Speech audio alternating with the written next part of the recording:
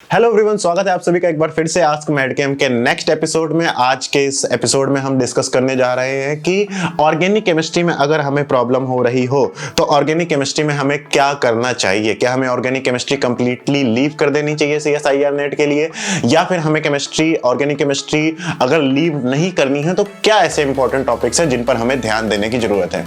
इन सारे सवालों का जवाब मिलेगा आपको आज की इस वीडियो में। अगर आप इस यूट्यूब चैनल पर नए हैं तो प्लीज इस वीडियो को लाइक जरूर करिएगा अगर आपको ये वीडियो पसंद आती है, और चैनल को सब्सक्राइब करना मत भूलना, क्योंकि आपके चैनल के सब्सक्रिप्शन के आधार पर ही हम लगातार अच्छे नए कंटेंट लेकर आते रहते हैं और ऐसे ही लाते रहेंगे। तो प्लीज प्लीज प्लीज चैनल को सब्सक्राइब जरूर कर दीजिएगा।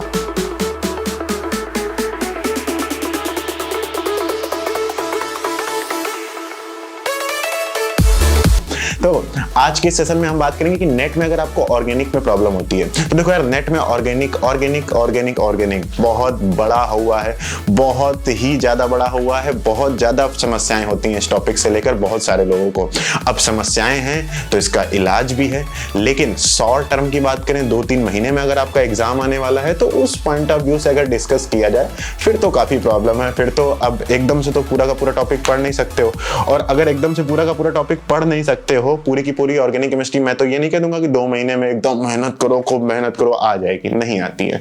लंबे समय से आपके मन में एक सब बना हुआ है कि यार मुझे ऑर्गेनिक नहीं आती है, तो इतना जल्दी नहीं आ सकती है। लेकिन अगर आपका एग्जाम 6 महीने बाद है, 6 महीने बाद अगर आप नेट का एग्जाम देने वाले हैं, 8 महीने बाद एग्जाम अगर आप नेट का देने वाले हैं, तो मैं आपसे रिकमेंड करूंगा कि आप 2 महीने सिर्फ और सिर्फ 2 महीने दे दीजिए ऑर्गेनिक के लिए। देखो ना, इसमें मेहनत करनी पड़ेगी आपको ज्यादा, बैठे बैठे देख के आप सब कुछ समझने लगोगे, लेकिन एक टाइम पीरियड इसको देना पड़ेगा।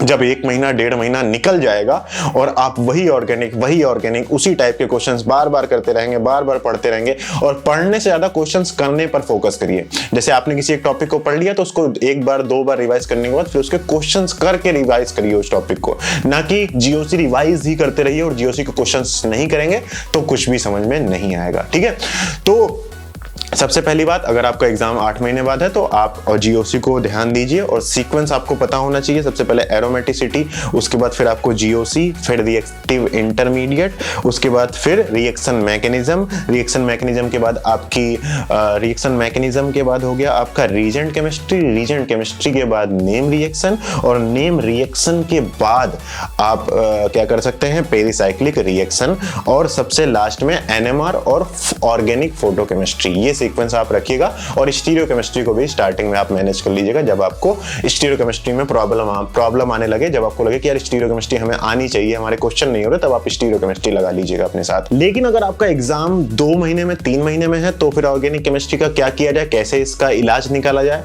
तो इसके लिए आप क्या करिए, आप कुछ चुनिंदा टॉपिक्स हैं जिनको आप पर डे आज से ही 2 घंटे, 1 घंटे, 2 घंटे, 3 घंटे देना शुरू कर दीजिए अगले 1-1.5 महीने के लिए। ठीक है, कौन से ऐसे टॉपिक्स हैं जिनको आपको समय दे देना चाहिए अगले से 1-2 महीने के लिए, वो आपको फायदा कर देगा। देखो, ऑर्गेनिक छोड़नी नहीं है पूरी, कोई भी टॉपिक पूरा नहीं छोड़ना है। ठीक है, ध्यान रखना, क्योंकि अगर छोड़ देते हो तो बाकी 2 टॉपिक को 100% कवर करना मुश्किल हो जाता है। इन मुश्किलों के साथ एग्जाम को निकालना पहले आसान था, लेकिन अब जब से ऑनलाइन एग्जाम हो गया है, अब सबका वेटेज इक्वल हो गया है, इस वजह से अब आसान नहीं रहा है।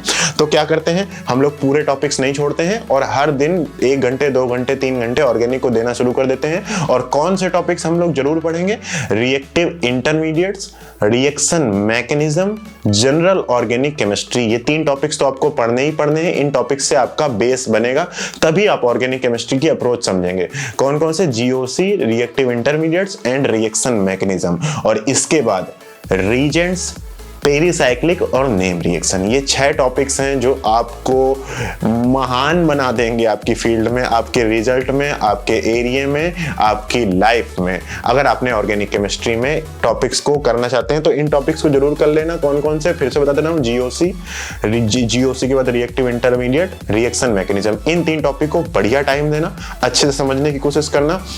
नहीं समझ में आता है तो फैकल्टीज को पकड़ो, जो पढ़ा रहा है उससे पूछो क्यों नहीं आ रहा, आपको क्या नहीं आ रहा। क्वेश्चंस करो, 10 में से 5-7 क्वेश्चंस करना तो आ जाए एटलीस्ट। मैं ये नहीं कह रहा हूं कि 100% महारत हासिल कर लो, लेकिन कुछ ना कुछ सीख लो। इन सारे टॉपिक से। इसके बाद आपको रीजेंट और नेम रिएक्शन पढ़ लेनी है। पेरीसाइक्लिक आप सबसे लास्ट में रखना, आपका मन लगे तो पेरीसाइक्लिक पढ़ लेना, ना लगे तो ना पढ़ना, ठीक है, क्योंकि पेरीसाइक्लिक में भी एक अलग सेगमेंट है पेरीसाइक्लिक, और उससे भी क्वेश्चंस आते हैं, सिंपल होते हैं। लेकिन अगर आपको ऑर्गेनिक से ही प्रॉब्लम है तो फिर पेरीसाइक्लिक से भी हो सकता है प्रॉब्लम है, तो पेरीसाइक्लिक को सबसे लास्ट में रख देना, पहले जीओसी, उसके बाद फिर रिएक्टिव इंटरमीडिएट, रिएक्शन मैकेनिज्म, तीनों को दिल लगाकर आराम से प्यार से पढ़ना, नोट्स बनाना, जितना समझ में आए मैक्सिमम 50% तो समझ ही लेना। इसके बाद रीजेंट्स और नेम रिएक्शन, इन सारे टॉपिक्स को 50% क्वेश्चंस तो करना सीख ही जाओ। पर डे 1-2 घंटा देना शुरू कर दो आज से अगले महीने 1.5 महीने के लिए, और देखना ये दवाई आपको जरूर काम आएगी, मैं यही उम्मीद करता हूं, और आपका रिजल्ट बेहतर आए। इसी विश के साथ आज के इस आस्क मैडकेम सेशन को खत्म करते हैं, और अगले सवाल का जवाब लेकर मैं आप सभी के साथ फिर आऊंगा।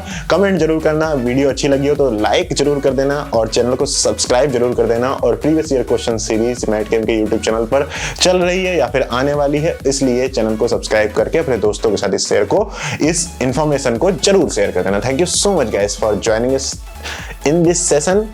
Thank you so much for your love and support. Bye bye.